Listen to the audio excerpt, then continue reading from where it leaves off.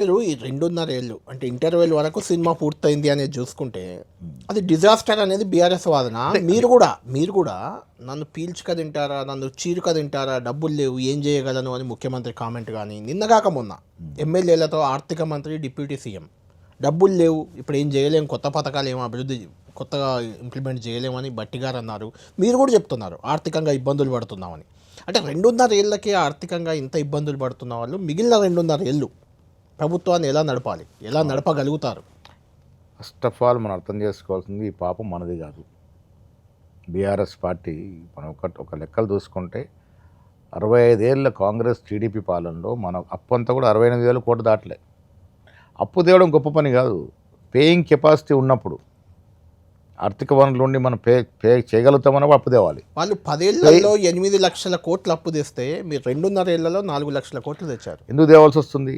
అప్పు కట్టడానికి అప్పు తెస్తున్నారు. కానీ మీరు చెప్పింది ఏంటి?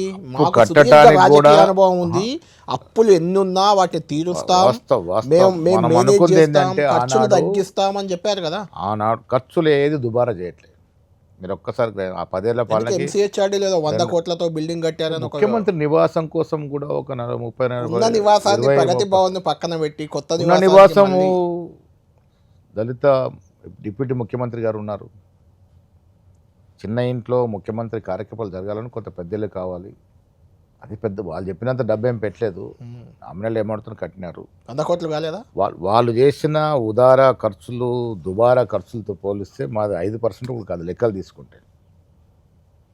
ఇప్పుడు కాళేశ్వరం ప్రాజెక్టు కట్టారు, వయబుల్ కాదని తెలిసి కట్టాల్సిన చోట కట్టకుండా చాలా లోతుకెళ్ళి కట్టడం ద్వారా అధిక వ్యయం అయ్యి 1,20,000 కోట్ల రూపాయలు దాంట్లో గోదావరి నదిలో పోసి ఇవాళ ఏం ఫలితం ఉంది? కుంగిపోయాయి ప్రాజెక్టులు.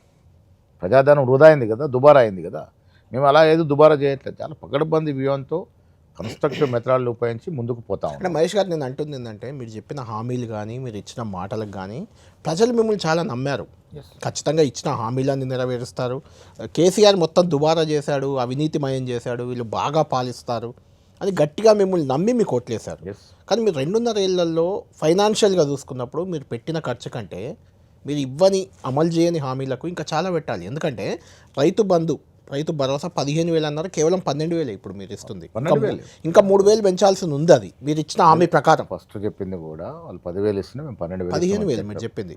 ఇప్పుడు ఒకటి మనం ప్రాక్టికల్గా మేము పెన్షన్ 2,000 ఉన్నాయి, 4,000 చేస్తాం. అంచనా ప్రతి మహిళకు 2,500 రూపాయలు ఇస్తాం. అంచనాకు తగ్గట్టు రాబడి లేదు ఈ రాష్ట్రంలో. మేము ఊహించిన అంచనా కొంత తగ్గింది, దానివల్ల ఇబ్బందులు వస్తూ ఉన్నాయి. ఇప్పుడు కేసీఆర్ గారి లాగా ఏ అంశాన్ని కూడా మేము ఇచ్చిన వాగ్దానం జారవిడిసట్లేదు. ఇప్పటివరకు మెజారిటీ అంశాలు ఇచ్చాం. ఉద్యోగాలు లెక్క తీసుకుంటే వాళ్ళు 10 ఏళ్ళలో ఇచ్చిన ఉద్యోగాలు ఎంత? ప్రభుత్వ పరంగా ఇచ్చిన ఉద్యోగాలు సబ్జెక్టు కరెక్షన్ 50,000-60,000 లేవు. 1,00,000 పైన ఉన్నాయని చెప్తున్నారు వాళ్ళు.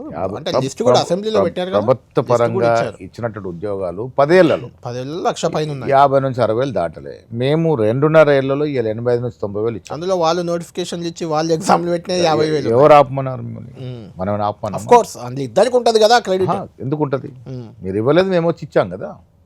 ఇప్పుడు తెలంగాణ కోరుకుందందుకు మనకు ప్రధాన అంశం తెలంగాణ కావాలని కోరుకుంది. మా ఉద్యోగాలు నియామకాలు మొదటిది ఉద్యోగాలు, మా ఉద్యోగాలు మనకు వస్తాయని, మన నీళ్లు మనం బారేసుకుంటామని, మన నిధులు నిర్వహించుకుంటామని. దాంట్లో ప్రధాన అంశం నిరుద్యోగం మేము దాదాపు 1,00,000 ఉద్యోగాల వరకు 2.5 సంవత్సరాలు ఇచ్చాం.